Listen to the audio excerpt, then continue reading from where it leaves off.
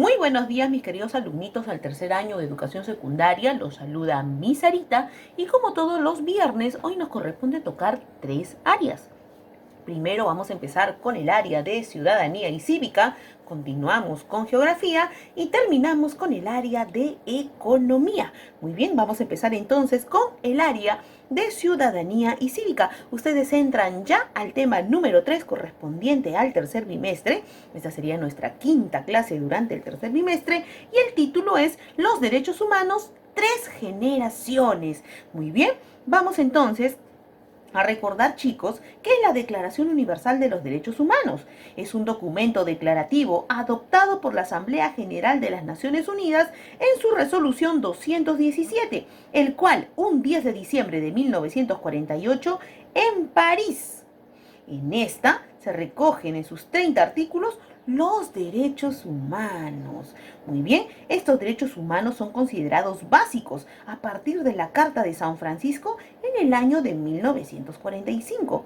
La unión de esta declaración y los pactos internacionales de derechos humanos con sus protocolos comprenden lo que se ha denominado la Carta Internacional de los Derechos Humanos. Muy bien, vamos a empezar entonces con la primera diapositiva. Vamos a ver primero la primera generación. La primera generación de los derechos humanos, chicos, surge con la Revolución Francesa como rebelión contra el absolutismo del monarca. Se encuentra integrada por los denominados derechos civiles y políticos.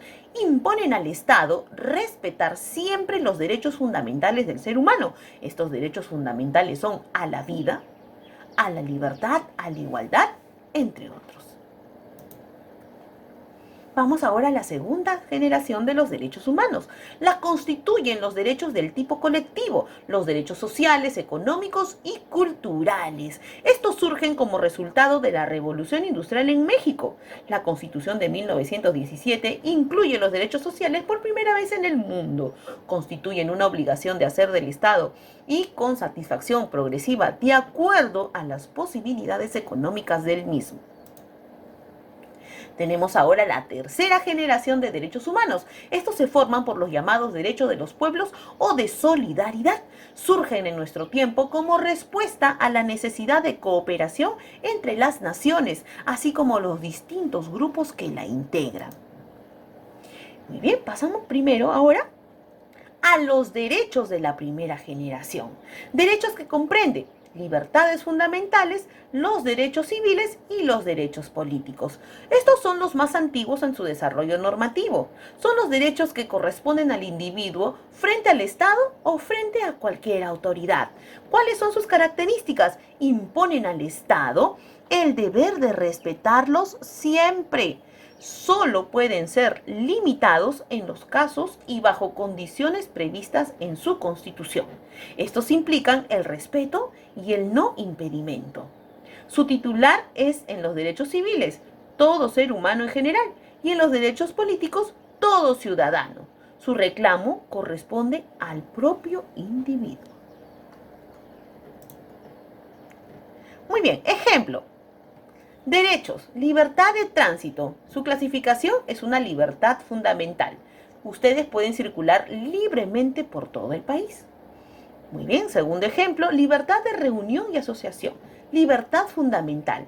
Puedo reunirme o asociarme pacíficamente con mis vecinos para lograr mejoras a la comunidad. Pero recuerden que estamos en un estado de emergencia, donde está terminante prohibido toda reunión. Esto es por la pandemia que estamos viviendo. Muy bien, derecho de reconocimiento de la personalidad jurídica. Esta se clasifica como derecho civil y ustedes tienen derecho a tener un nombre, un domicilio y un estado civil. Muy bien, vamos con el cuarto derecho, derecho a ser electo. Esto es un derecho político. Ustedes pueden ocupar un cargo de elección popular en su país. Muy bien, por último tenemos derecho al voto. También es un derecho político. Ustedes tienen derecho a votar por el candidato de su elección en forma libre, secreta y directa. Obviamente cuando ya cumplieron los 18 años. Vamos ahora a derechos de la segunda generación, pero ojo, nos vamos a quedar aquí porque el tema todavía da para más. Y vamos a darle pase ahora al área de geografía.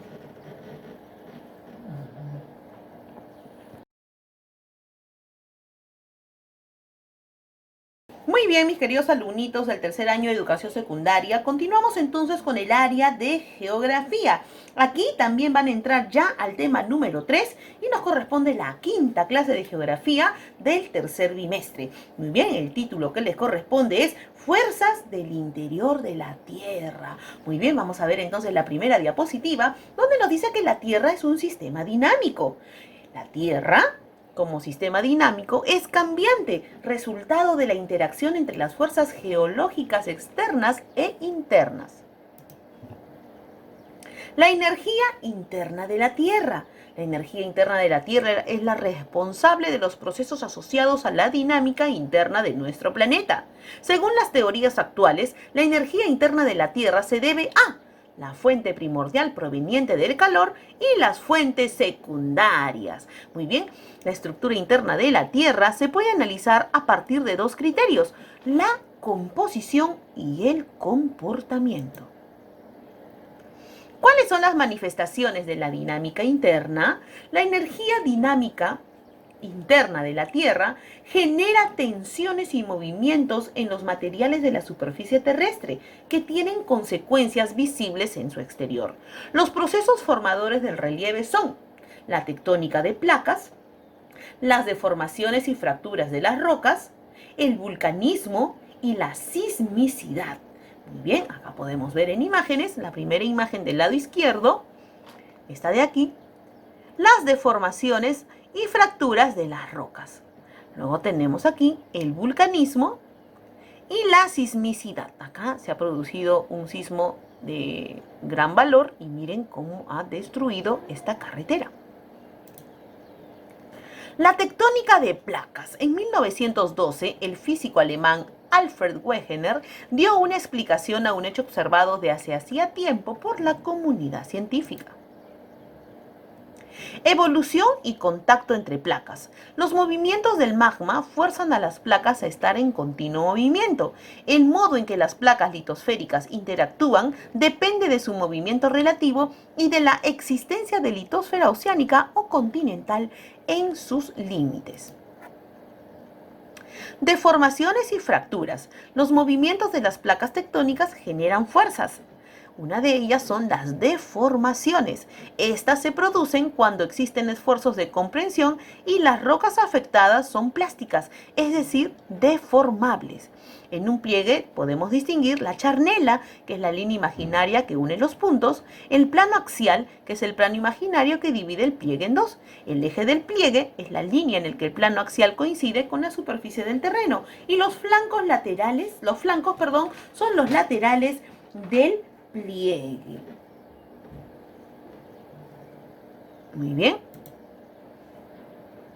Tenemos ahora el vulcanismo. Un volcán es una fisura en la corteza terrestre sobre la que se acumulan materiales procedentes del interior de la Tierra. Muy bien, materiales volcánicos se dan durante una erupción volcánica y estos son expulsados. Muy bien, mis queridos alumnitos, vamos a cortar entonces este tema para darle pase al área de economía.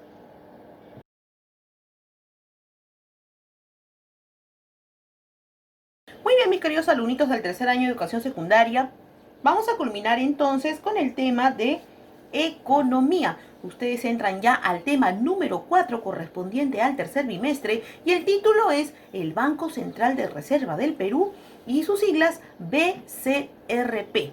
Muy bien, vamos a empezar entonces con la primera diapositiva.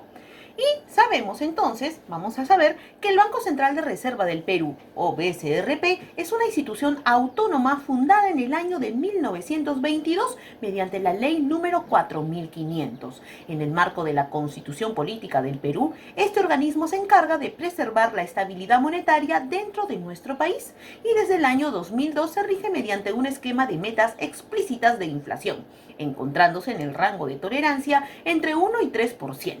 Asimismo, se ocupa en la administración de reservas internacionales, emisión de monedas y billetes y transmisión sobre finanzas nacionales. Muy bien, vamos con la segunda diapositiva. El Banco Central de Reserva del Perú es un organismo constitucional autónomo del Estado peruano. Tiene como finalidad preservar la estabilidad monetaria y sus funciones son regular la cantidad de dinero, administrar las reservas internacionales, emitir monedas y billetes e informar sobre las finanzas nacionales.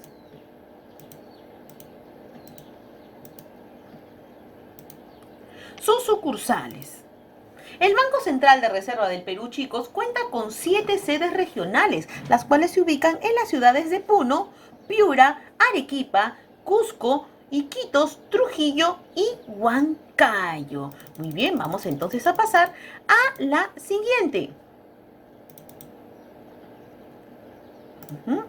Vamos aquí. ¿Cómo se crea el Banco Central de Reserva del Perú?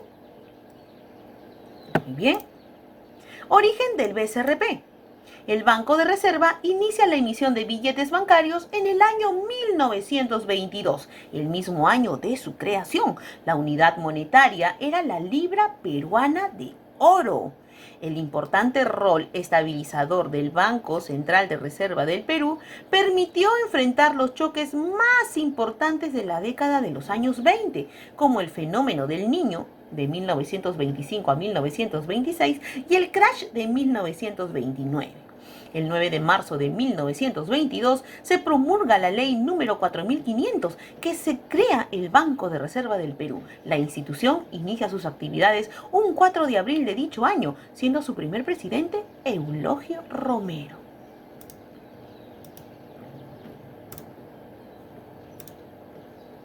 La creación de la nueva entidad respondió a la necesidad de contar con un sistema monetario que no provocara inflación en los años de bonanza del Perú, como sucedió con los repudiados billetes fiscales. Tampoco que exista deflación como la generada por la inflexibilidad crediticia del patrón de oro.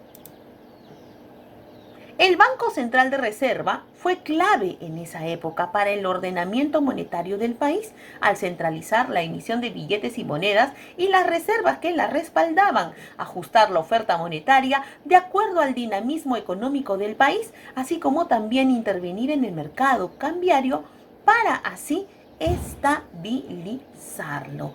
Muy bien, mis queridos alumnitos del tercer año de secundaria, vamos a cortar entonces ese tema para poder continuar la próxima clase. Espero que tengan un excelente fin de semana y nos reencontramos el día lunes con las clases de historia y de desarrollo personal. Hasta pronto, chicos.